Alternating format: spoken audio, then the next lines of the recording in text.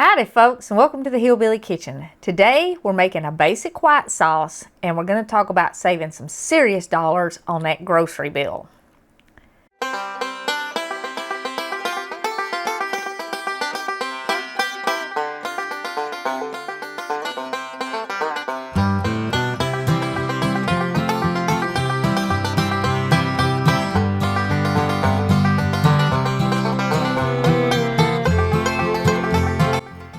Now, this basic white sauce will replace all the cans of cream of whatever soup that you're putting in your favorite casseroles. You can use it on vegetables, you can use it on pasta, you can use it on rice. You can even make a dip out of it, and you can make it any flavor you want to. The ingredients for the basic sauce are 1 cup of milk, 2 tablespoons of fat. Anything will work. 2 tablespoons of any flour will work. And a little salt and pepper to taste. Now, if you need gluten-free, you can use 1 tablespoon of cornstarch, and you're going to do it a little bit different. You're going to mix your cornstarch right in your milk. But if you're using flour, we're going to put it in the pan with our butter. Now, if you don't have butter, you can use your leftover bacon grease to make this. You can use any kind of cooking oil, any fat at all will work. If you want to use olive oil or grapeseed oil for something a little bit healthier, you can do that.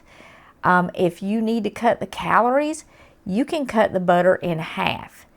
If you need, or whatever fat you're using, if you need more calories because you're feeding a lot of people, you can use more fat in this, because fat equals calories, which equals more fullness. And the more fat in your food, the fuller it will make you feel. So that's something to keep in mind. And even though we're calling this white sauce, this is again basically just Granny's gravy. Don't let a chef term like a white sauce and roux and all that stuff scare you off. We are going to make a roux, and we're going to thicken the milk with the roux. But that's just how Granny made gravy, and they use chef terms to scare you off.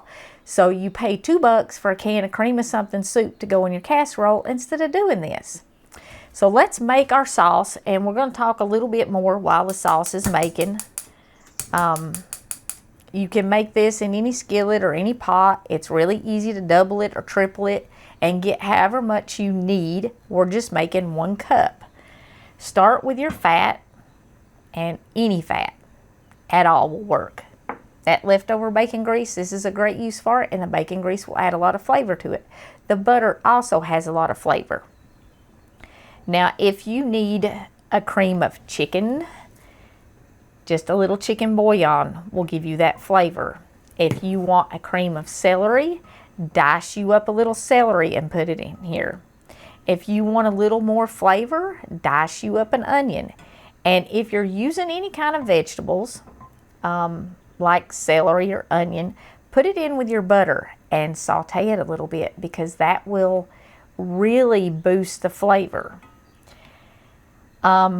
If you need a sauce in your casserole, you don't have to make it in a separate pot. Like if you want to cook it in an Instant Pot, or you just want to mix everything together and put it in the oven, you can put all these ingredients, whisk them together, melt your butter or whatever kind of fat you're using, whisk it together, and just pour it over your casserole, or pour it in your Instant Pot, and it will thicken as it cooks. But if you're using flour, you do want to cook that flour. You either want to saute it like we're doing here, make the roux, or you want to make sure it's going in there at the beginning of the cooking process so that you don't have that raw flour taste.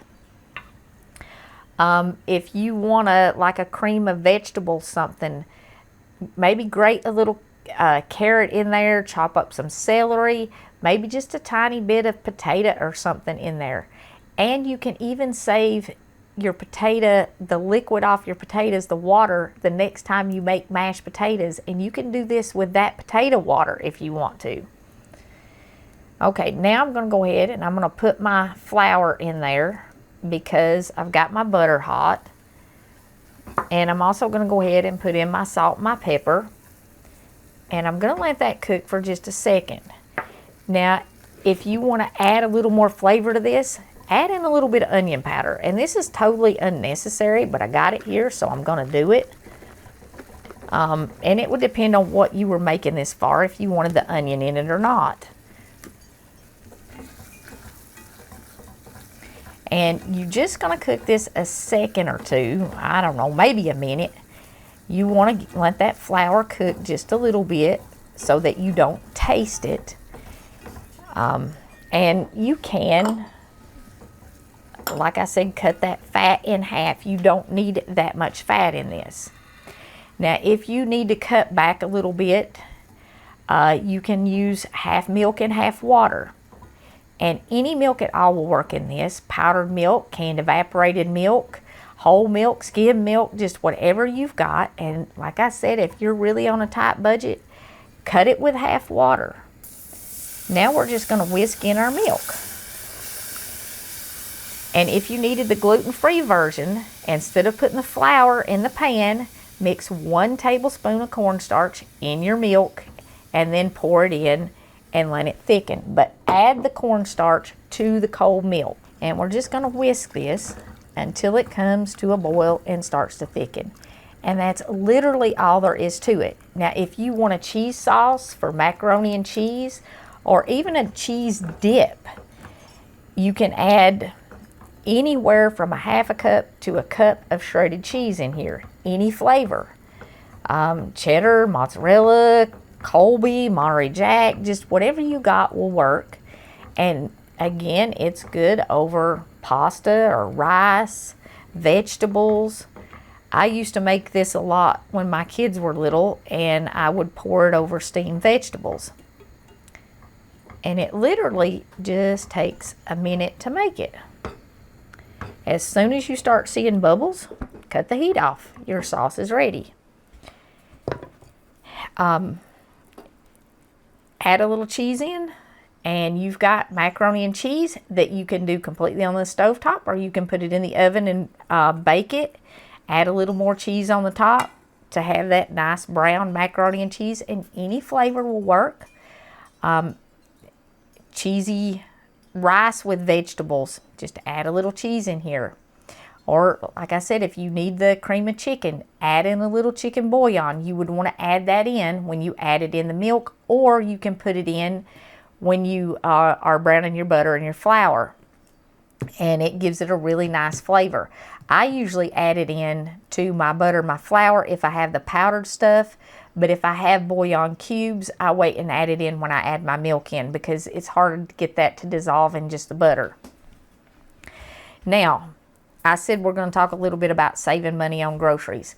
They are saying, mainstream is reporting, that we're going to have a wheat shortage this year. It's going to get worse, which means it's going to be hard to find flour. They were saying that expect $6 a loaf of bread, and that's for regular bread, not specialty bread. And it's really going to cause a lot more shortages and a lot more problems. I recommend you get some things to help offset that cost. Of course, if you can get flour now, certainly buy a couple bags of flour and keep it in your pantry, because it will be good all winter. And to make those quick breads like biscuits and Irish soda bread and that kind of stuff, if you've got that on hand, so that if you don't have $6 for a loaf of bread, you can still have bread, get that. My granny, she made biscuits and gravy with just about every single meal. And that's because biscuits and gravy will stretch whatever you made. If you make pork chops, make gravy to go with them, and make biscuits, and you know, you won't have to have as much meat. The biscuits and gravy will help fill everybody up. And remember that fat equals full when you're trying to stretch your budget. I would get a big box of instant potatoes, because you can use instant potatoes to thicken stuff with. You know, like we use the flour here. Instant potatoes will thicken soups, stews, casseroles, all kinds of stuff. And they are also excellent for breading, to bread pork chops and chicken and all that stuff. Even if you mix it part potatoes and part flour, it's a excellent, excellent breading. It adds a lot of flavor and a lot of crunch to your meats. And vegetables. If you wanted to bread squash, like summer squash and zucchini, you can use instant potatoes for that instead of flour or cornmeal. And cornmeal is also another alternative to the flour. Hopefully it won't be in short supply this year, but I'm guessing that if folks can't get wheat flour, they're going to go for the corn flour and the oat flour and all the other flours. So, you know, keep those in mind. Even though they're more expensive, they will be available when the wheat flour is not. But the instant potatoes will last a long time, and you can use them for a lot of different things. So put a box in your pantry. Get you a big box of rice, buy some bulk pasta, and some bulk beans. There are a lot of meals here. Now, I will tell you this, if you're using a starch for a meal to help fill folks up, potatoes are far more filling than pasta or rice. I don't know if you've ever noticed it or not, but when you eat a meal like at the Chinese restaurant or something, it just doesn't seem to stay with you as long. And that's because you're eating the rice and not the potatoes. Potatoes keep you full longer. So if you have room to grow anything, even if it's in containers, maybe grow you a potato box full of potatoes because you'll be able to eat off those all summer. Maybe plant some squash in a pot, even if you don't have room for a garden, because it will produce all summer. If you harvest it, it will grow more squash. The same thing with cucumbers and like cherry tomatoes. You can eat off of those all summer and grow them in pots and kind of supplement the food that you're able to get. These shortages are not going away anytime soon. It doesn't look like. So if you can grow a little bit to help, it will help, especially with the prices being what they are. It's kind of going to be about stretching what we have. Biscuits and gravy, every meal. That's how Granny did it, and that's how we'll get through it. And it'll fill your family up. They won't go away hungry, and I've never heard anybody complain about getting too many biscuits and too much gravy. It's just kind of one of those things that makes life good. And when times get tough, that kind of comfort food gets us through things. It helps keep us full, which helps keep maybe the worry and the anxiety down, because we certainly don't want that now. With all the stuff going on, worrying about how we're going to fill our families up is not going to help matters. So get those bulk foods, the cheaper stuff, add them in so you don't have to have as much of the expensive stuff. We're going to continue to do cheap recipes on here. And like I said, you don't need to buy that $2 a can cream of whatever soup for your casseroles. This is all you need. Just a couple tablespoons of flour, a little fat, and some milk. And you got cream of, you just add the flavor you want to it. And I want to leave you with Psalm 31:24. Be of good courage, and he shall strengthen your heart, all ye that hope in the Lord. No matter how bad it gets, don't be afraid. Put your hope in the Lord. Put your faith in the Lord. Be strong. Believe in him. Don't be afraid.